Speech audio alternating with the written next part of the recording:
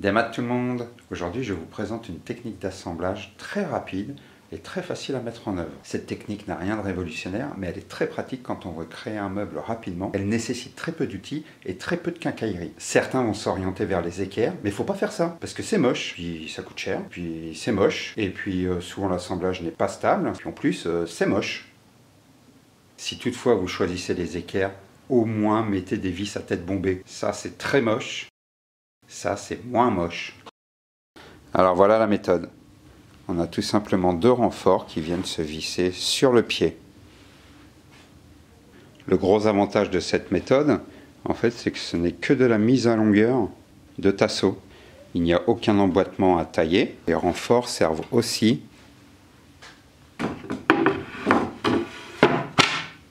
à maintenir le plateau. Bon, moi, je me suis permis une petite coquetterie. C'est que je ne voulais pas que les planches débordent ici. Donc, je les ai enfoncées. Donc j'ai décalé le renfort latéral pour qu'il soit un peu plus bas, de l'épaisseur de la planche moins 1 mm. Et comme ça, ça ne dépasse pas. C'est d'autant plus intéressant dans le cas d'un plateau fait avec du mélaminé, parce qu'on n'a pas à traiter le champ. Le champ ne se voit pas. Pour les renforts, j'ai utilisé des lames de sommier. Donc elles étaient déjà à cette largeur-là. Ceux qui sont sur le côté là sont plus bas et donc on devrait les voir dépasser ici devant. L'idéal aurait été de réduire la largeur, mais moi comme je n'ai pas de scie sous table, donc j'ai gardé la même épaisseur. J'ai fait une toute petite découpe ici. Et là, visuellement, quand on est en face du meuble, en fait, il faut se baisser vraiment beaucoup pour apercevoir le longeron là sur le côté. Là, je suis à genoux pour filmer. Donc c'est un point de vue qu'on a rarement face à un meuble quand même.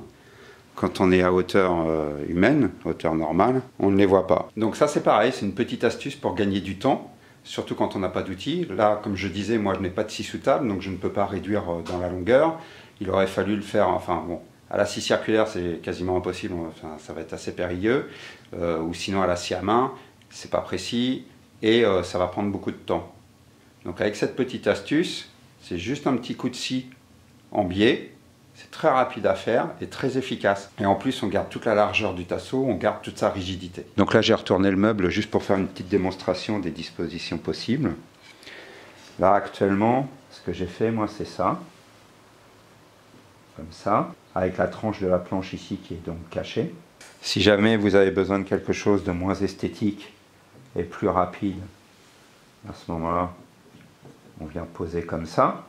C'est beaucoup plus rapide et il n'y a pas à faire le petit renfort là, parce que le maintien se fait directement sur toute la longueur. On peut très bien avoir une planche très fine en façade et une plus épaisse pour le renfort latéral. Pour travailler un autre style visuellement, on peut imaginer que les deux se trouvent à l'extérieur et comme ça, on a une ligne qui fait tout le tour du meuble et pour l'accentuer, on vient ici faire un arrondi, soit au quart de rond à la défonceuse, soit en ponçant à la main. Et comme ça, on a cette fluidité dans le dessin.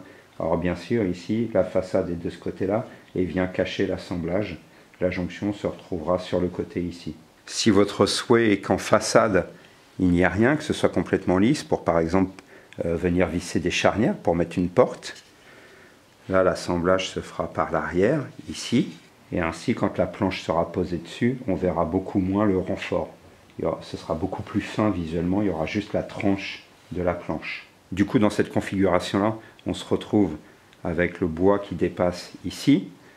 Pour qu'il soit moins visible devant, on peut peut-être le reculer un petit peu, ou le tailler en arrondi ou en biseau. Sinon, l'autre solution sera de venir mettre cette planche-là avec un décalage de l'épaisseur du renfort latéral pour venir la positionner comme ça.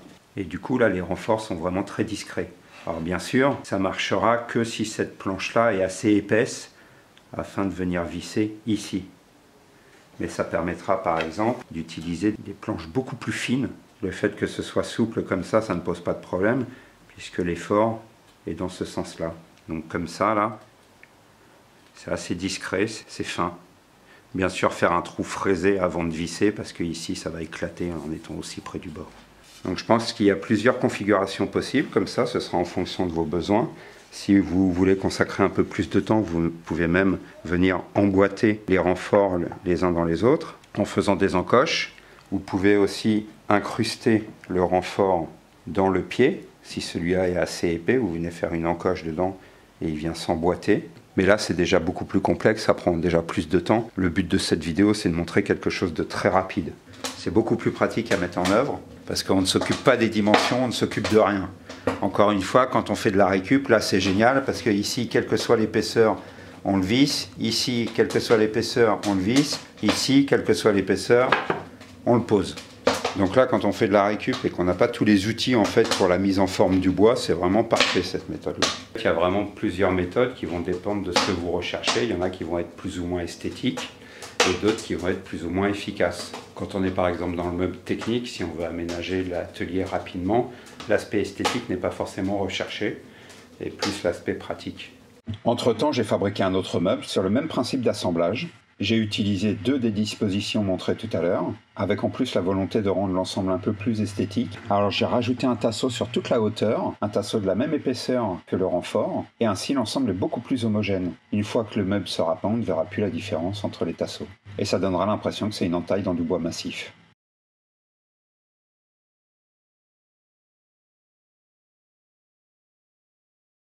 Donc là on a le montant principal, le renfort et le tasseau pour l'esthétique.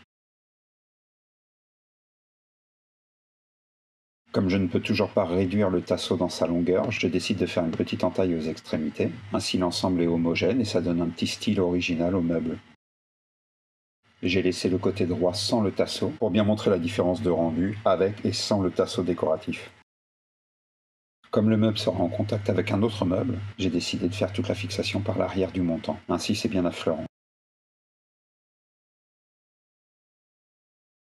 Les 2 pièces de bois sont là pour fixer les étagères. En effet, il va y avoir du poids sur celle-ci et avec le porte-à-faux, il y a un risque que l'étagère se soulève. L'idée, c'est vraiment d'avoir en tête une méthode d'assemblage qui est pratique, qui est rapide et qui est modulable.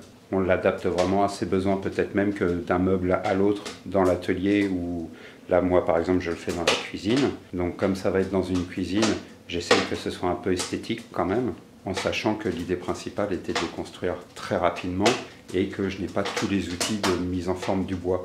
Là encore une fois, ce que je présente, ce n'est pas une méthode révolutionnaire, c'est vraiment quelque chose pour donner l'idée de créer rapidement, de mettre en forme rapidement un meuble ou tout autre type de structure. Parce que des fois, on se prend vraiment beaucoup la tête, on se dit qu'on n'est pas en capacité ou qu'on n'a pas l'outillage pour, on n'a pas le temps pour, on n'a pas les moyens pour. Et en fait, avec des éléments qu'on trouve en récup, il y a moyen de faire quelque chose de vraiment sympa, d'original et de personnel. Parce que ça va être vous qui allez avoir réfléchi au projet en fonction de ce que vous avez et forcément votre meuble sera unique. En termes de fabrication, c'est donc vraiment très simplifié. On a 2 éléments, face avant, face arrière, auxquels il faut faire attention à l'équarrage lors de l'assemblage et qu'on vient relier par 4 autres éléments. Le point le plus important, c'est l'équarrage. Pour simplifier encore plus la fabrication et placer rapidement et correctement les 2 perçages, je me suis fabriqué un petit gabarit, ici, tout simple, hein, c'est une chute de lame, avec une petite butée. Après, on a juste à percer. Car c'est bien connu, mesurer, c'est se tromper. Et en plus, ça prend du temps. Donc là, j'ai 2 éléments qui vont venir côte à côte. Et après, par-dessus, viendra un grand plateau de la longueur des 2 qui fera le plan de travail. Pour fixer le plateau sur les pieds, je vais tout simplement utiliser le système de perçage en biais de Craig et venir... Ouah, j'aurais dû le faire avant. Est-ce que la perceuse va passer là? Wow, ça va être sportif. Bref, je vais faire un perçage en biais ici qui viendra se visser dans le plateau ici. L'espace qu'il y a ici, c'est tout simplement parce que je vais fabriquer des tiroirs. Et pour les façades, je vais utiliser 2 autres planches, comme ça. Ça fera une façade de tiroir un peu masquée. Et après, je poncerai tout et je mettrai une légère teinte pour essayer d'unifier un peu tout ça. Là, c'est avant ponçage et là, c'est après ponçage. Donc, on est assez proche au niveau des teintes. Et en mettant une teinte un petit peu plus foncée, ça va unifier tout ça. Bon, les meubles ne sont pas très larges, mais pour éviter que les étagères se déforment, j'ai rajouté au milieu un petit renfort. Alors là, dans mon cas, ça a nécessité quand même des découpes ici. Mais suivant comment vous disposez les éléments, il se peut que vous n'ayez pas besoin de découpe. Si par exemple vous voulez mettre des bords au meuble, réduire la largeur de la planche et venir visser le flanc dessus. Alors comme je disais tout à l'heure à propos des équerres, vous pouvez aussi très bien choisir de mettre ici des vis à tête bombée. Ça dépend du rendu que vous voulez. Si vous voulez un petit côté industriel par exemple, avec des vis ici qui débordent, ça peut être très sympa. Moi dans mon cas, je vais mettre de la pâte à bois ici, pour que ce soit affleurant. Et d'ailleurs, pour réduire encore plus les coûts, à la place des vis, ça peut très bien être des chevilles de bois. Et vous aurez ce petit rond esthétique en façade. Bon là, il s'est passé quelques heures et le projet a un petit peu changé depuis. Je trouvais que la fixation du plateau seulement en biais dans le montant ici allait être un petit peu légère. Donc j'ai rajouté un tasseau, comme ça, ce qui permet d'avoir une structure bien rectangulaire. Donc là, c'est collé et vissé. La vis ici, ce n'est pas grave parce qu'elle va être cachée par la façade du tiroir. De chaque côté du meuble, en fait, ici, il va y avoir une zone vide, une zone technique. Et je m'étais dit que ce serait dommage, si des objets tombaient de l'autre côté, ce serait un peu difficile d'aller les récupérer. Donc, il s'est passé exactement ce que je vous ai dit tout à l'heure. C'est-à-dire que j'ai mis un panneau latéral ici. J'ai donc dû découper l'étagère. Et après, vous voyez, c'est tout simplement fixé sur les renforts. Et je l'ai fait monter jusqu'en haut. Comme ça, ça me permet de fixer les glissières des tiroirs. Je fais une pierre deux coups. Alors justement, le tiroir, le voilà. Donc c'est tout simple, hein, c'est un caisson en contreplaqué. Pour ceux qui ne le savent pas, le contreplaqué, je le récupère dans une entreprise d'aménagement de camionnettes. J'ai la chance que la patronne de cette entreprise laisse libre accès à la benne. Et donc on peut récupérer énormément de contreplaqué.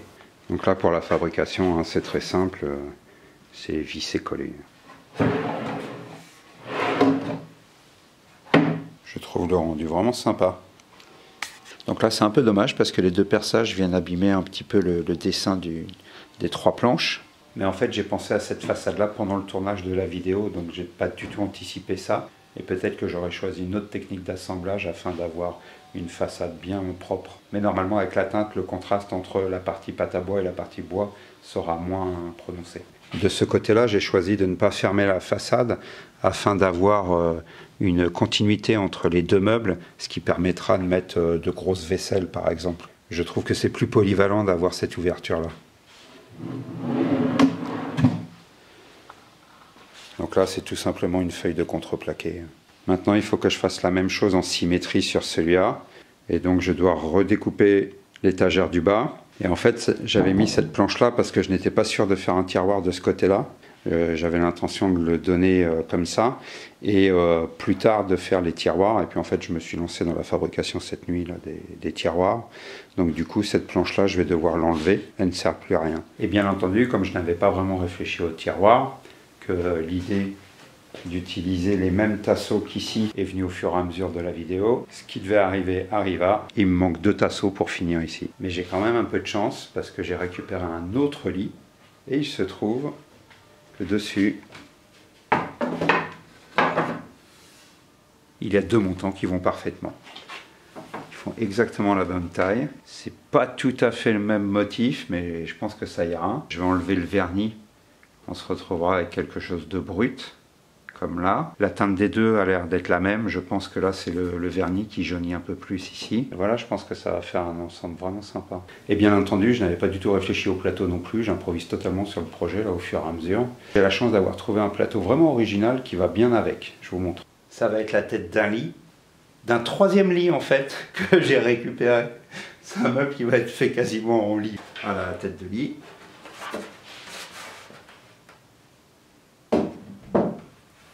Ça, bien sûr, je vais l'enlever. Là, elle est un petit peu trop grande.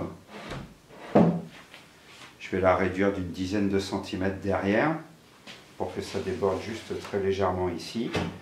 Et la réduire sur les côtés là, de 2 cm et reproduire l'arrondi. Je vais refaire toute la surface, ce sera bien propre. Et je trouve que du coup, l'ensemble va bien.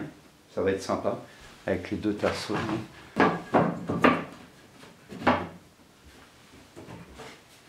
Ça va être sympa quand même. Et derrière, du coup, avec d'autres tasseaux, je vais faire un petit rebord, comme ça ici, pour empêcher que des choses tombent derrière. Pour la largeur du plateau, en fait, je ne suis plus tout à fait sûr de la dimension. Je ne sais plus si j'avais mesuré pile poil ce qu'il fallait, 140 cm de largeur, ou s'il y avait une petite marge. Et je ne sais plus trop s'il y a un radiateur au-dessus et que le plan de travail pourra dépasser un peu. Parce qu'en fait, ce meuble, je vais l'offrir et je vais l'installer discrètement. Lorsque j'avais pris les mesures, j'avais essayé de faire ça discrètement quand la personne avait le dos tourné. Je ne suis plus trop sûr de mes cotes. Enfin, je sais que c'est 140 de large, mais je ne sais plus trop ce qu'il y a autour de l'espace. Et donc là, je vais faire dépasser le plateau de 2 cm de chaque côté, en croisant les doigts que ça ne touche pas quelque chose. Je ne vais pas dire que les possibilités sont infinies, mais vous avez vu, en fonction de ce que vous avez et ce que vous voulez faire, il y a vraiment plusieurs possibilités. Et moi, j'ai montré que quelques exemples. Il y a moyen de mélanger tout ça pour faire d'autres configurations. C'est vraiment à votre convenance, suivant le bois que vous avez sous la main, suivant les outils aussi, parce que certains vont avoir des outils qui vont leur permettre de faire d'autres types d'assemblages. Là, c'est vraiment une scie à main, une perceuse et une ponceuse pour rendre le bois propre. Et voilà, pas plus. Normalement, on peut monter un meuble facilement. Lors de la mise en place, je me suis rendu compte qu'il y avait un espace entre le mur et le meuble à cause de la tuyauterie. Je vais donc le combler en créant une petite étagère qui servira à poser les épices ou les ustensiles. Cette étagère est réalisée à partir de la chute du plateau et d'une planche de contreplaqué, le tout attaché avec des écarts faits maison. Au final, je trouve ça intéressant, ça rajoute une fonction au plan de travail. Voilà, c'était une technique très simple, j'espère que ça pourra vous être utile.